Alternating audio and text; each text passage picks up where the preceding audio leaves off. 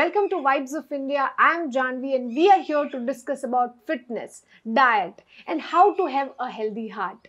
I'm sitting with Dr. Aman Patel. He's a resident cardiologist at SVP Hospital and we are going to deep dive into what are the ways that we can keep our heart and ourselves fit and healthy. Welcome Aman to Vibes of India. Thank you. Yeah. Aman, we've noticed that these days so many young people are suffering from heart attack and we really don't know the reasons why it is happening to young people more than ever. So what do you think are the reasons? So over last 2 decades, we have been seeing that the heart attacks, which used to usually happen in men more than 50 and women more than 60, we are seeing this trend going towards 30s, 20s, and we have seen men having heart attacks between 20 and 25 years of age. Okay. And that is comprising of at least 2 out of 10 heart attacks which we encounter in everyday practice these days. So the reason behind this is still being researched, but what we see in the new generation is there is always a pressure, a pressure of performance, there is stress, the lifestyle has changed, people are not sleeping enough, the young generation has to give competitive exams, they are staying up all night, and we have seen increased trend of smoking in the urban areas, and the diet which has changed from the regular diet to a totally westernized diet with more intake of saturated fat, trans fat, which might be responsible for what we are seeing. Okay. Yeah. And what do you think can be done? Like what are the changes one can make in our lifestyle to have a healthy heart? So there are many changes which have been proven to help. So the basic things that one should take care of is that you need a proper sleep. Okay. So how many hours? At least up to 30 years of age, at least 7 to 8 hours of sound sleep at night is very good because it helps maintain a healthy blood pressure, it helps prevent diabetes, it keeps your body relaxed, it reduces the level of stress hormones in your blood, it helps you stay fit, it keeps you full for a longer time, it reduces hunger cravings. So sleep is very important. After that, we have seen that there is a role of diet and exercise. So for diet, many diets have been studied. For weight loss, we have heard about keto diet, paleo diet, General Motors diet. But only 2 diets have been proven to reduce heart attacks and strokes significantly. So one is DASH diet. So DASH means dietary approaches to stop hypertension. So that was devised in the Western world. So that diet emphasizes the intake of fresh fruits and vegetables, reduced salt intake, and reduced intake of saturated fats. So that has been proven to reduce blood pressure by like 5 to 7 millimeters of mercury without medicines. That is a natural way. Less salt and so less salt, fruits less and blood pressure, which reflects like less strokes and less heart attacks. Interesting. So all the patients who are having hypertension, who are taking treatment of blood pressure, should be encouraged to take this kind of diet. And another diet which has been recently shown to have significant benefit for reduction of heart attacks and strokes is Mediterranean diet. So the Mediterranean diet rich in extra virgin olive oil was compared with American low-fat diet, and it was found that it was so beneficial beginning from 3 months that at the end of 1.5 to 2 years the trial had to be stopped because the people who were on Mediterranean diet were getting so much benefit that the researchers thought that we should stop the trial. And let them. And just take it that it is very beneficial and recommend it. So that diet comprised of 4 tablespoons of extra virgin olive oil per day. Not using olive oil as a cooking oil, but using it as a dressing on salads. Yeah, interesting. And when it comes to exercise, what form of exercise would you recommend? So when we talk about exercise, the most important is aerobic exercise. So aerobic exercise is exercise which increases your heart rate. Any form of exercise increases your heart rate, but aerobic exercise increases your heart rate by 70% of your target maximum. So what is your maximum target heart rate? So to calculate that, you subtract your age from 220. Okay. So, for example, if you are 20 years of age, then your target maximum heart rate will be 200. Okay. So, you shouldn't exercise at a rate higher than 200. But what sort of exercise is good is the exercise which keeps you between 60 to 80% of your maximum target heart rate. Okay. So, if your maximum is 200, then at 120 to 160, you get that aerobic benefit. Okay. So what they found is that these benefits begin when you are exercising for like 150 minutes per week. Okay. So that is the time when benefits start to rise. Yeah. And they keep on rising up to 300 minutes per week. Okay. And after that, they remain stable. Interesting. So everyone should try beginning with 150 minutes of aerobic exercise per that would week. be sufficient. So that is like lap swimming or playing sports or running on the treadmill at speed of 7 to 8 kilometers per hour, basketball, volleyball, all sorts of aerobic exercises. Yeah, we should encourage the entire population to at least do 300 minutes, 150 to 300 minutes of aerobic exercise per week. Per week. Yeah. Okay, that would suffice. Yeah. Yes. And another thing that is observed among young people is mental health issues. True. Do you think it has any sort of relation with heart attacks or heart issues? Yeah, so we have heard about type A personality. So people who are always stressed, who have peer pressure of performance, who always want to top their exams, who want to become the best. So in doing this, they have a lot of anxiety, lot of stress, and that actually takes a toll on their health. And we have another type of personality called type D personality. So type D is a depressed personality. Okay. Even the type D are at higher risk of heart attacks. Okay. Even when they are not taking any stress, just the lack of endorphins in the brain, the sadness, that feeling of not being equal to other people around, that makes a person depressed, and that may take a toll on his health. Okay. Okay. Yeah. So is there and the way this can be reduced naturally is by aerobic exercise again, because aerobic exercise at the end it increases endorphin levels in your blood. So endorphins are like natural opioids. So that is how you can reduce your depression simply by exercising. True. Doing it regularly. That is very important. There should be consistency in food and fitness. Absolutely. And diet.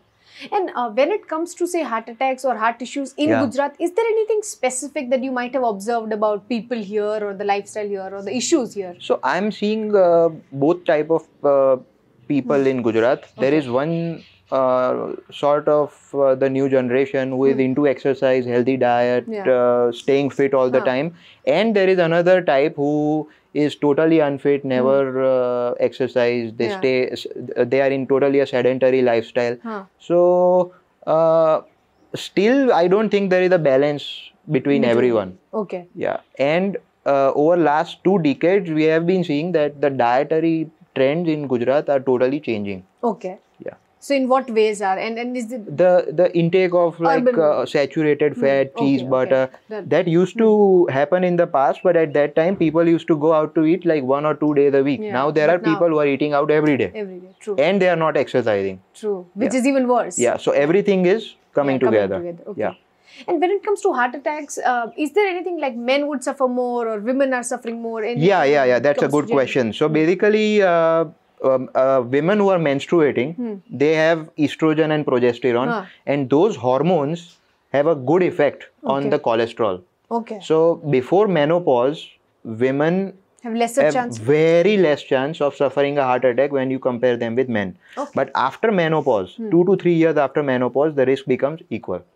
So at least for the first 50 years, women are pretty safe. So young heart attacks in women are very unheard of, very rare. True. And anything like any advice for parents to keep their kids' health on track, because you have to start so childhood obesity is a big problem. Because which might lead eventually because childhood obesity has been documented as a risk factor. Because that habits which are formed in a child since he is a kid are going to get carried forward as he grows up. So that is the so there is something called primordial prevention. Prevention of risk factors. Primary prevention of heart attack is with reduction of your blood pressure, controlling your diabetes, everything helps in primary prevention. But there is something called primordial prevention. So you prevent the risk factor from occurring. So that can be effectively done at school level. Interesting. Encouraging healthy diet, because in the past at school we used to see people playing sports, exercising, running around, but now students are more into video games, online world and mobile phones. True. So that is also responsible for childhood obesity, and in long run that might prove to be that might be at a cost.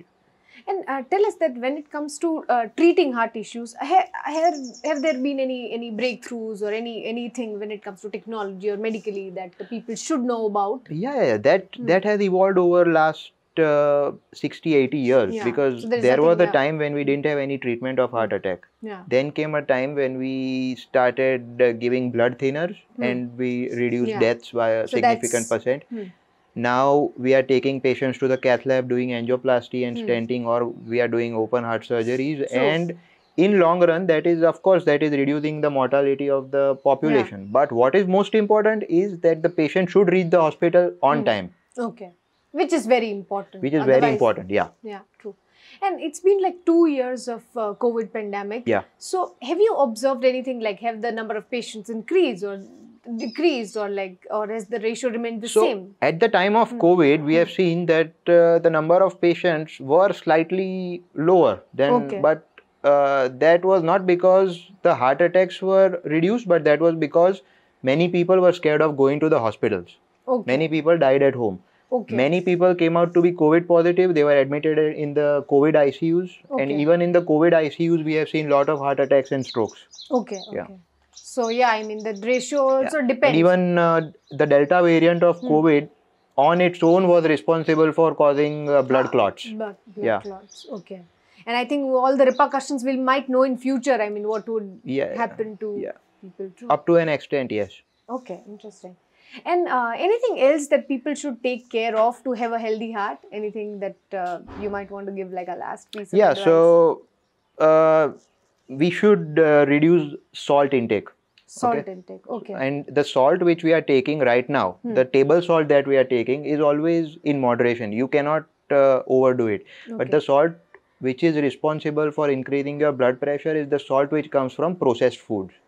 Processed food is like eating outside, processed cheese, processed butter, and canned food and ready to eat food. They have a lot of sodium. Which is harmful, or maybe we can substitute it with pink salt or Himalayan salt, or no? No. They're equally. So basically, that is not the way to go. You should ideally reduce your salt intake overall. Okay. Fair enough. And the sugar that we are taking in the diet, that has also increased over the time, like aerated beverages, the sweet food and everything, that should also be reduced. And the sugar sweetened sugar substitutes, they are also not an alternative. But in long run, we have seen they are also associated with problems like memory loss, dementia. So we encourage people to reduce salt and sugar consumption and overall carbohydrate consumption. So if you are taking carbohydrates, you better take it in the form of complex carbohydrates, which are difficult to digest. They take time to digest. They keep you full for a longer time. Simple carbohydrates like sugar, they give you a spike of blood sugar, and suddenly that sugar level goes down and you get hungry again. So you are consuming calories, but you are not getting full. So that takes you in a vicious cycle, and then the obesity comes in. And you recommend both, like veg and non-veg diets, right? So veg diet is good, but if it is not taken in processed form, if it is like fresh fruits, vegetables, everything, and for non-veg diet, we suggest that people should avoid red meat as much as possible, and even the fried food should be avoided.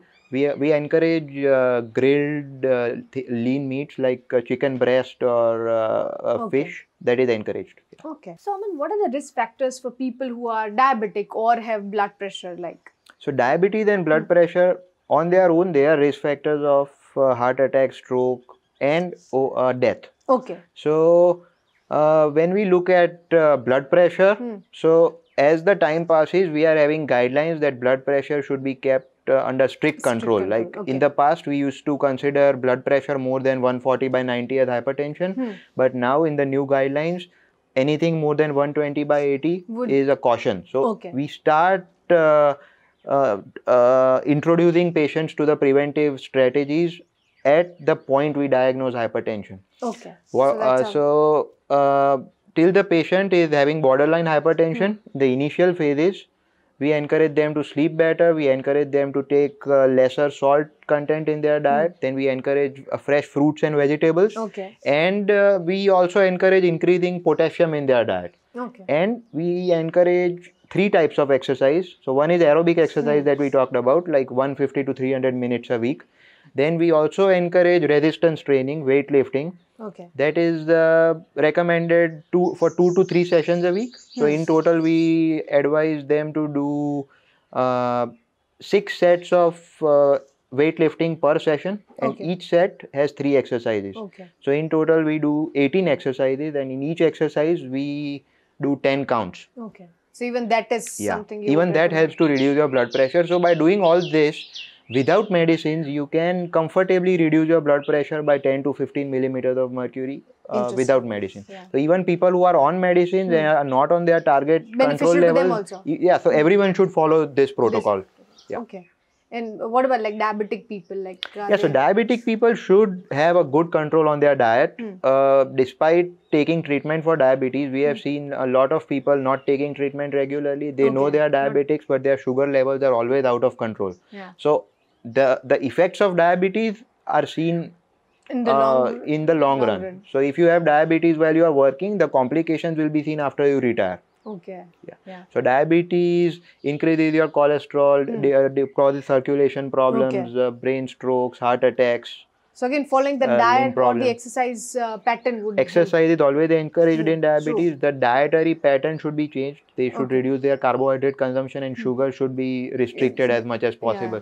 And they should take their medicines regularly, get their blood glucose checked, and should keep their A1C levels at between 7.5. So I think that should help. So આમ તો ગુજરાતમાં દારૂબંધી છે, પણ તો પણ જો કોઈ વ્યક્તિ દારૂ લેતા હોય કે કન્ઝ્યુમ કરતા હોય તો શું કહેવું છે કે એનો હાર્ટ પર શું અસર થાય છે? સો ગુજરાતમાં આ દારૂબંધી છે, પણ ઘણા લોકોને મેડિકલી આપણે પ્રિસ્ક્રાઇબ કરીએ છીએ કે એ લોકો પાસે પરમિટ હોય છે કે એ લોકો આટલા અમાઉન્ટમાં આમ ફ્રીલી ના લઈ શકે, but restricted amount. So that is the permissible limits. એ આલ્કોહોલની એક લિમિટ છે જ્યાં સુધી એ બેનિફિશિયલ છે. એનાથી કોલેસ્ટ્રોલ ઓછું થાય, એનાથી હાર્ટ એટેક્સ ઓછા થાય છે, સ્ટ્રોક્સ ઓછા થાય છે, but only if you are consuming less than 3 drinks a day for men and less than 2 drinks a day for women. Up to that extent it is beneficial.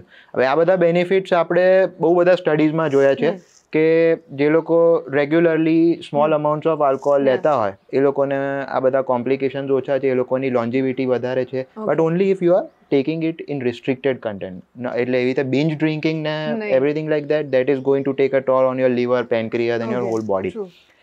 And there is one thing called the French paradox. તો ફ્રાન્સમાં એવું શોધાયું કે એ લોકોનો diet બહુ જ ખરાબ છે. They take a lot of saturated fat.